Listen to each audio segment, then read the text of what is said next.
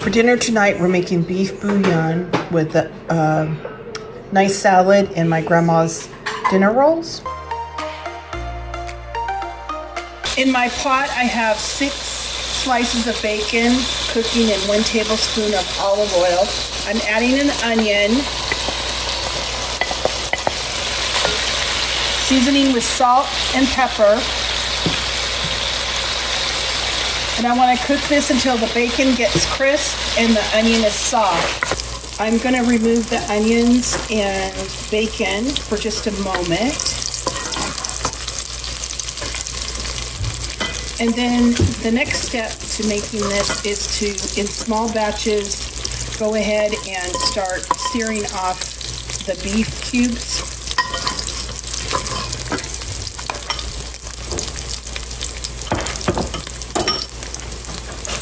I want to do it in batches so it doesn't steam.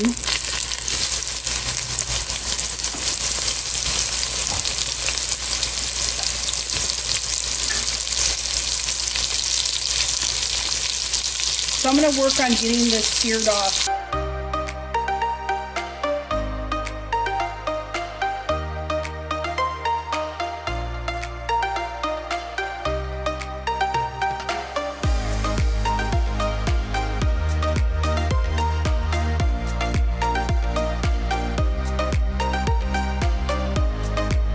I returned all of the meat to the pan, the onions, the bacon, and a pound of mushrooms quartered.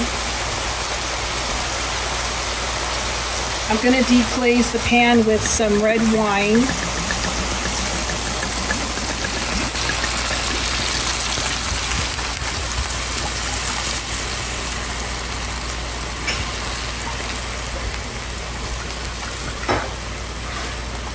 I'm adding some parsley, thyme, and a couple of bay leaves. The parsley and thyme I grew in the garden last summer. I'm going to add 2 tablespoons of a beef base.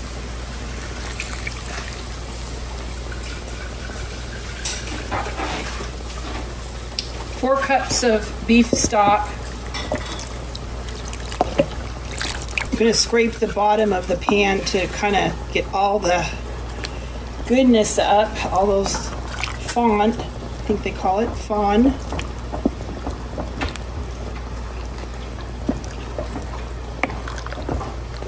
Amazing. I'm going to bring this up to a simmer, put the top on it, turn it on low, and just let it cook for 2.5 hours.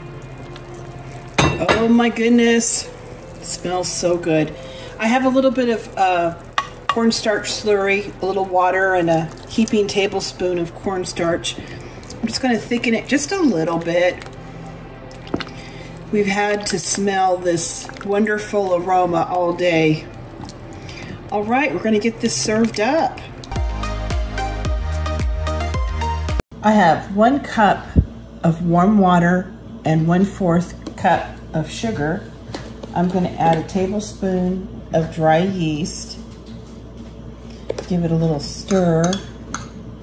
And I want this to just set for about 5 to 10 minutes and activate. You can see that the yeast is activated. I'm going to add 2 tablespoons of a soft butter. And 1 egg.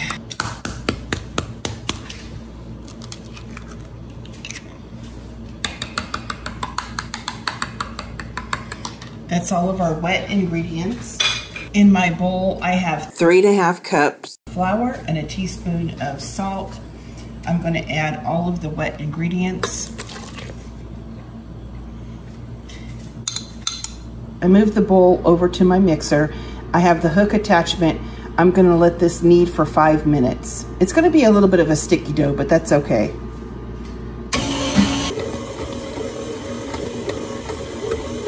After 5 minutes of kneading, I placed the dough in a bowl that has been oiled, and I have saran wrap on the top.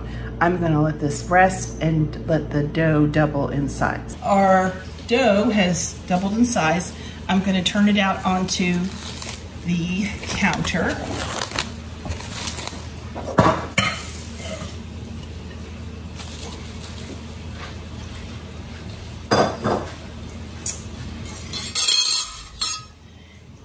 And I'm going to divide it into 12 pieces of dough.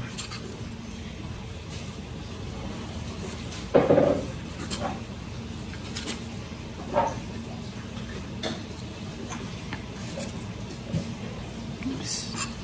There we go. Now I'm just going to lightly spray the counter with a little bit of cooking spray. Take one of the dough balls and kind of cut my hand as I roll it into circles. I'm going to place it in a 13 by 9 baking dish that has been greased as well, just like that. Just kind of cup your hand. All right, I'm going to get the rest of these rolled out.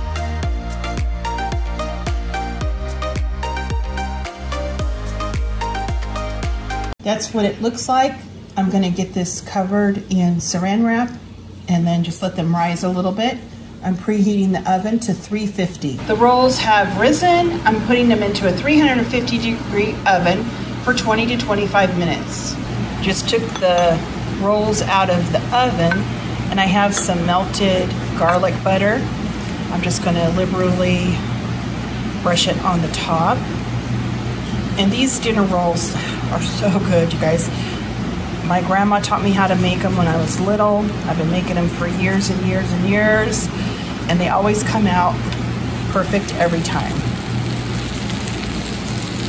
So those are my grandma's dinner rolls. Yum. So here's my plate. It smells so good, and I always love these dinner rolls. Reminds me so much of my grandma. But anyway, that's what we're having for dinner.